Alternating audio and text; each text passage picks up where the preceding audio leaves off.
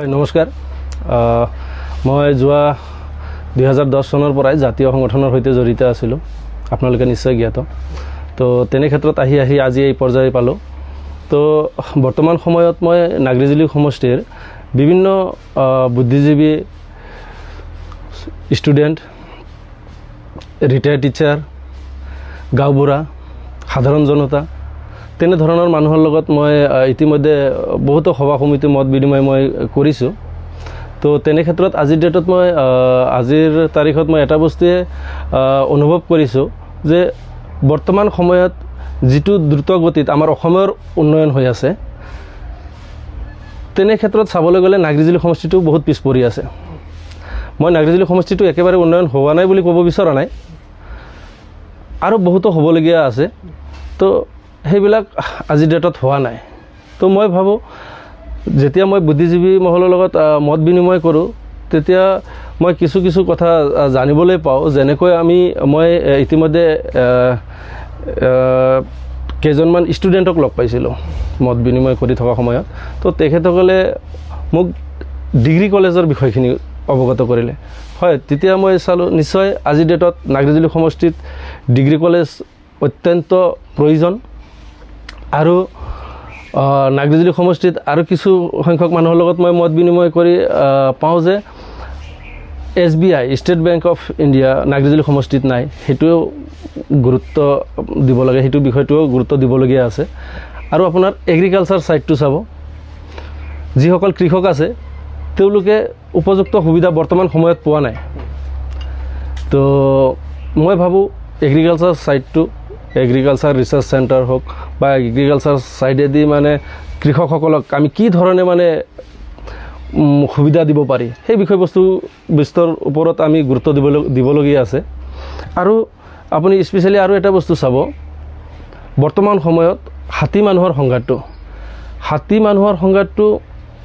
বহুতেই ভয়ংকৰ পৰিস্থিতিত আছে বৰ্তমান আপুনি ৰাতি হ'লে আজি BTIDত শান্তিৰ পৰিৱেশ আহিছে এশবাৰ কিন্তু আপুনি যদি অকলশৰীয়াকৈ ৰাতি খোজকাঢ়ি যাব লাগে বাটেৰে এই হাতী মানুহৰ বিষয়খিনি মানে মনত আহি থাকে তো তেনে ক্ষেত্ৰত মই ভাবোঁ আজিৰ দিনত হাতী মানুহৰ সংঘাতটো বহুত গুৰুত্ব দিবলগীয়া বিষয় আৰু মই ভাবোঁ এই বিষয়টো যদি সমস্যাটো সমাধান কৰিম বুলি যদি গুৰুত্ব দিয়া হয় নিশ্চয় ইয়াৰ সমাধান সূত্ৰ আছে তেনেকুৱা ইচ্ছা কৰিলে সকলো সম্ভৱ মই ভাবোঁ কোনো বস্তুৱে অসম্ভৱ নহয়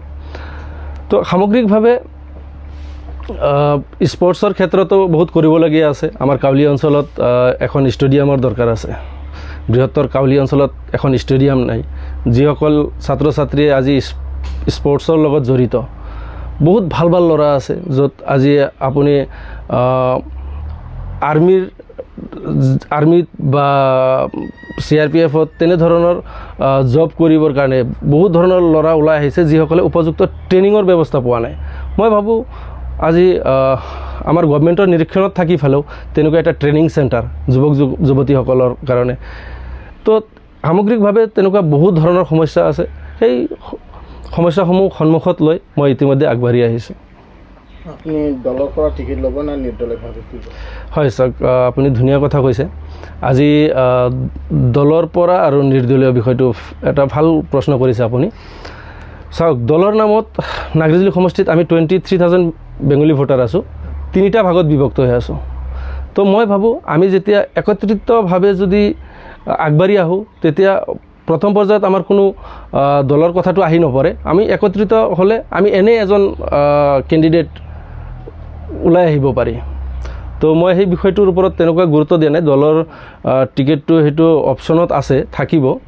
আৰু প্ৰথম পৰ্যায়ত মই ভাবোঁ আমি যিটো দলৰ নামত তিনিটা ভাগত বিভক্ত হৈ আছোঁ কাৰো লগত কাৰো কোনো ব্যক্তিগত সংঘাত নাই কিন্তু তেখেতসকলৰ মাজত মাতবোল নাই আজিৰ দিনত তো সেইবিলাক বস্তু একচুৱেলি তেনেধৰণৰ মনোভাৱ পৰিত্যাগ কৰিব লাগে সকলোৱে আমি মিলি ঐক্যবদ্ধভাৱে আগবাঢ়ি আহিলে নিশ্চয় আমি নাগৰিজুলি সমষ্টিৰ পৰা ৰাইজৰ সেৱা কৰাৰ কাৰণে সুবিধা পাম আপুনি নিৰ্দলীয়ভাৱে হ'লেও খেলিব নিশ্চয় ইয়াতে দলৰ কথাটো আহি পৰা নাই বৰ্তমান মই নিৰ্দলীয়ভাৱেই কুচকাৱাজ চলাই আছোঁ ৰাইজে সঁহাৰি জনালে নিশ্চয় আমি ৰাইজৰ সুবিধা কৰাৰ কাৰণে সুযোগ পাম ধন্যবাদ জিকি যায় যদি সমষ্টিৰ কাৰণে কাম কৰাটো আপোনাৰ নিশ্চয় নিশ্চয় ৰাইজে যদি মোক তেখেতসকলৰ সেৱা কৰাৰ কাৰণে সুবিধা দিয়ে নিশ্চয় মই আছোঁ থাকিম